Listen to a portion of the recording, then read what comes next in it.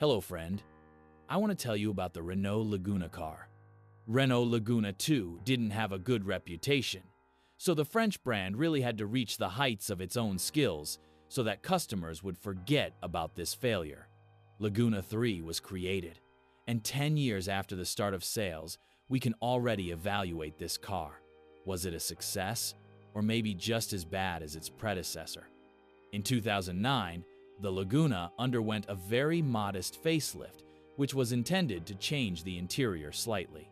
Another modernization took place in 2013 when a large navigation screen and LED daytime running lights appeared. Production ended in 2014 and sales in 2015. Engines. In Renault Laguna, there was no shortage of choice when it came to powertrains. From the start, petrol 1.6L and 2.0L or 2.0L with turbocharging were offered. They achieved 110, 140, and 170 horsepower, respectively. For drivers who liked the classic way of developing high torque, the petrol V6, known from the Nissan Renault concern, was prepared, with a capacity of 3.5L and a power of 238 horsepower. It was also the most powerful engine in the range. Later, the 2.0 turbo unit was strengthened to 204 horsepower, but it was sold in parallel with its weaker counterpart. Like petrols, diesels also have a wide range of capacities and power. The basic engine was the 1.5 DCI engine known from Clio with 110 horsepower, but the 2.0 DC with 130, 150, 173, and later 178 horsepower was more popular. The top diesel engine was the 3-liter V6 diesel with 235 horsepower. In this article, we will deal with the 2.016V engine version with 140 horsepower, but most of the comments also apply to the more powerful turbo versions. What's broken? After a few years of this model being on the market, it turns out that Laguna III is an extremely successful car, and compared to its predecessor, it has reached a completely new level. The most troublesome are the electrics and electronics, a standard for Renault cars to this day, but not enough to worry about. Usually, these are trifles such as a radio or window control not working, as well as trifles affecting the engine operation or even the ability to continue driving. It is about sensors, and here it is basically difficult to point out anything specific. Almost every part that is a sensor in Laguna III can break down. On the one hand, it is good because locating the fault and repairing it should not be a problem. On the other hand, sensors affect the engine operation, so it is not always possible to drive away, especially when the sensor under the clutch pedal, which allows the engine to start, goes off.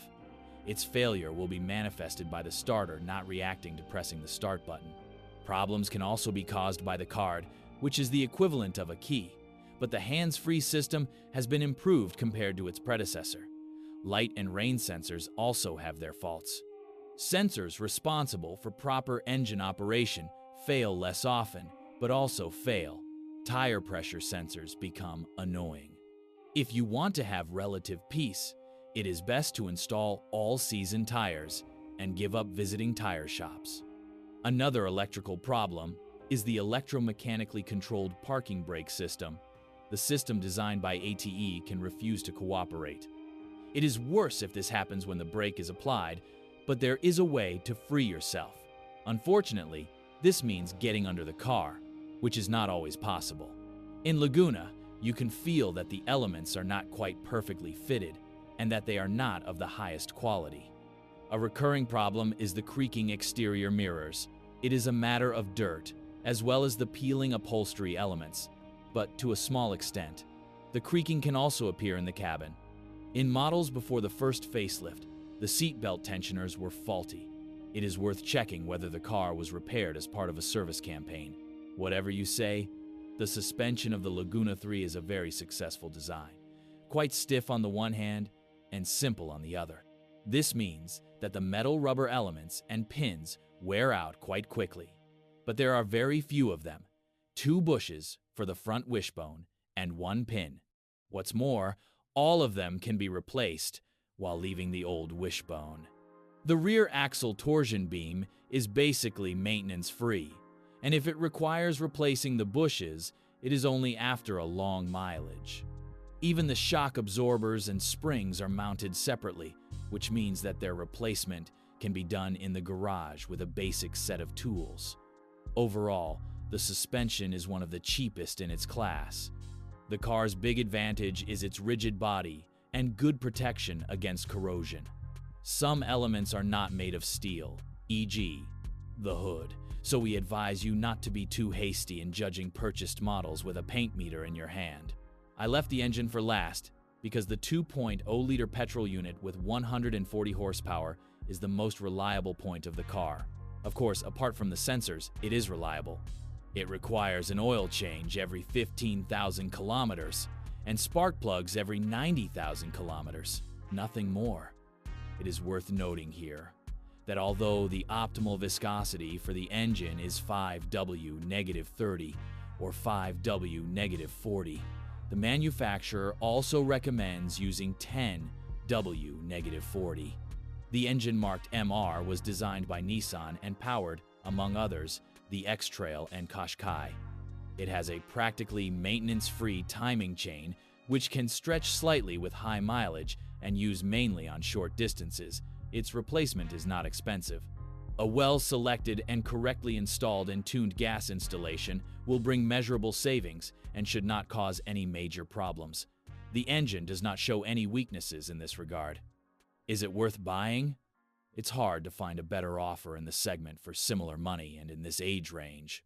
It's worth getting rid of stereotypes and thinking about Laguna 3 in completely new categories. It really is a very good car, and with such a price to quality ratio, one can be tempted to say that it's the best in its class, especially if you're looking for a car with a petrol engine.